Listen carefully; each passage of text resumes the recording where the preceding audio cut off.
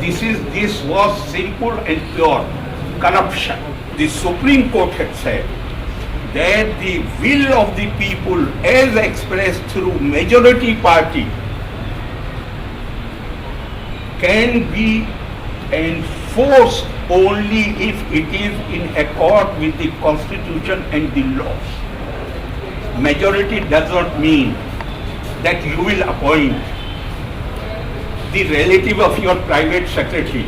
Suppose Chief Minister had not defended it publicly, then one could have taken the view that he was not aware of it. He defended it publicly. And finally what happened? Honorable High Court cancelled the appointment and asked the university to revise. Does it not come under the Prevention of Corruption Act? It's not only a question of saving the higher education.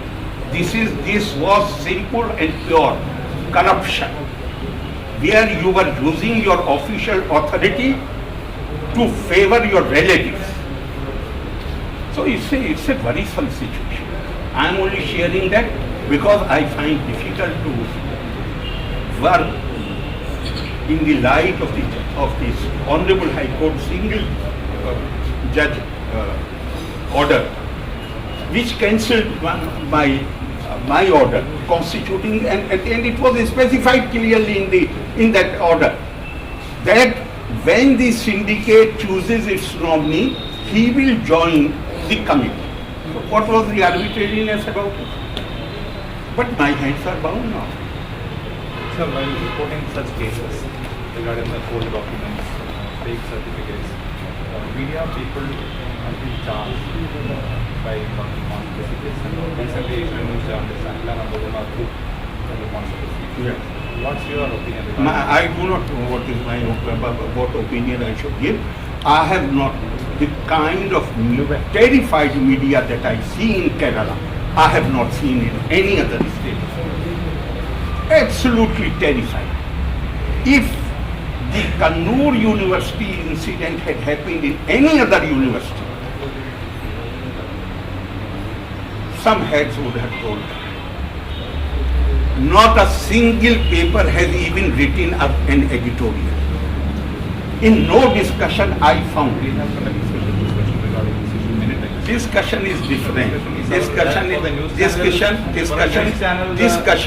for a news channel, discussion is different.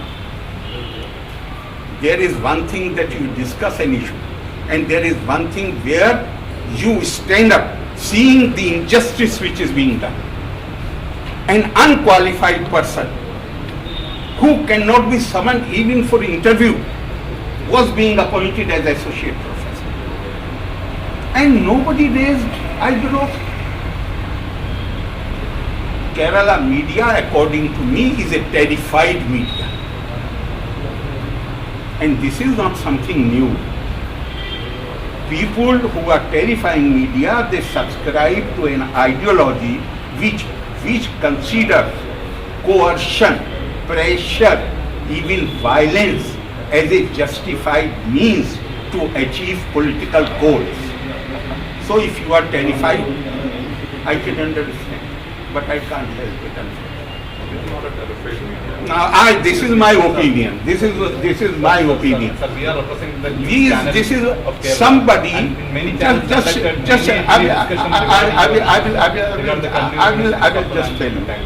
just tell you. If somewhere else a candidate with forged documents gets the admission, and the reporter who reports this matter, he is booked under criminal charges, then what would happen? Here, you are only asking me. By this time, the media should have come onto the roads. We have already protested and we are planning Protest, kind of protest. I know when there was a protest march against me, senior media people were calling me and telling me, sir, you know, we have to operate here. This I have not heard from secondary source. I have heard myself on the phone. Sir, our compulsion. We do not differ with you, but we will have to join the march. Otherwise, we cannot work here. And I have seen this, all these things I have seen, but I must also add, possibly one reason why people of Kerala do not stand up is that they are so talented and so competent that instead of feeling frustrated and depressed, they have found avenues outside. They are accepted everywhere. Today, in the whole world, you can't imagine a good hospital without Kerala input, a good school without Kerala input. They are known for their efficiency, for their non-interfering attitude. They are regarded very highly by the businesses all over the world, and they get opportunities everywhere. Maybe in some other states, they would have felt frustrated and depressed and disillusioned. This is the positive aspect of the crisis, that the Keralites, because they know they have the ability to go outside Kerala and prosper. So look at it. How many times it has been pointed out. I ask you, those who are here, do you buy lottery ticket? Have you ever bought lottery ticket? No. Who buys the lottery ticket? I have bought. You have bought? Then you are a very adventurous person. Otherwise, it is only the poor people who buy lottery tickets. Very poor people. We are fleecing them. The top sources of Kerala revenue are lottery and liquor. It is such a shame. If we talk about tourism, we have not added value to the tourism. It is the private players, the Ayurveda people, who have made tourism of Kerala popular in foreign countries. Our main income is, no other state has lottery. Kerala has lottery. Highest literacy rate in the country, 100%, and we want to earn money by organizing lotteries. Don't you feel ashamed of it? I feel ashamed. Cuba is going to cooperate with us in the health sector.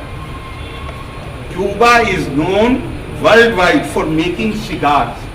If they had entered into some understanding, or they had signed some what is the word to be used, where Cuba would have given Kerala the technology to make these world famous cigars, I can understand.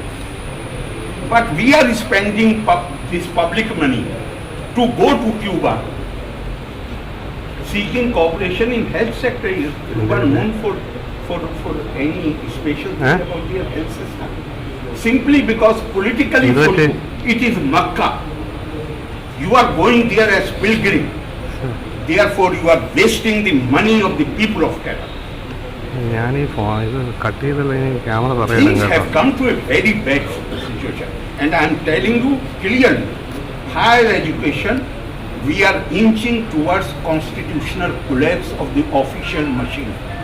Yeah, and let me speak. We have very, already I am listening to some of your statements. We don't have any behind the curtain understanding with government. No, I'm not saying that. I am not. Understanding is totally different. An element of fear is different. What I find here, every political opponent has this element of fear. If you are opposed to a particular dispensation, then various kind of charges will be fabricated against you. I am not saying that you have an understanding. No, this is not what I have said. I have said that the actions have created a fear in the mind of the people. If I go wearing black shirt to the meeting which is being addressed by the Chief Minister, I will be arrested outside the venue. Is that correct or not? Then why this arrest? Only to create terror in the mind of people.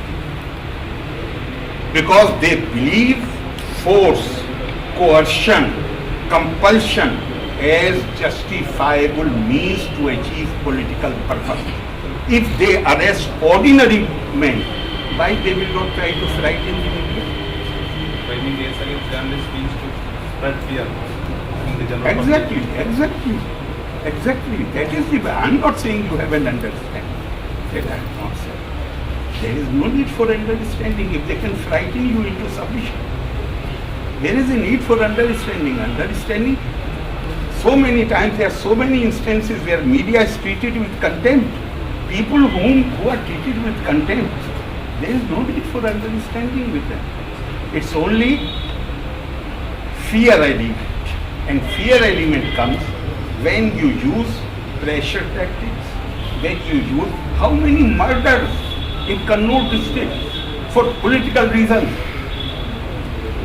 Why human life, precious human life are being lost? Only to achieve certain political purposes.